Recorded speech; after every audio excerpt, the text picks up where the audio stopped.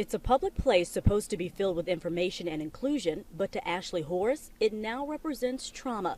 She's a grad student studying library science through Columbia University. She's been to several libraries across the Houston area to observe song and play through story time and says she's never had a problem until now. As soon as I got to the door, a lady stood in front of the door blocking the door, almost as if she didn't want me to come in. And I said, she said, you know, why are you here? I was like, oh, I'm here for story time. Eventually, she got in and sat in the back of the room. A few minutes later, the same employee told Horace her manager said she had to leave. And she said, if you don't leave now, I'm going to call the cops. And I was like, call the cops. What did I do? She said, I'm going to call them and tell them that you're trespassing. 5 West University police officers did show up.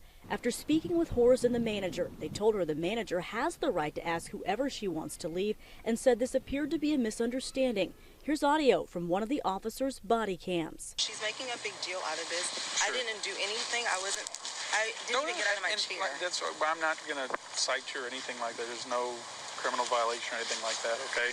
In the day and age where people of color have had 911 called on them for arguably innocent reasons, Horace feels there was more to this. I said, you know, why are you doing this? If my skin weren't brown, you wouldn't be doing this. And she kind of looked like, you know, shocked. But I knew that was the only reason. I've been in here before. I've been to the neighborhood. I've been to the library before, and that's never happened before.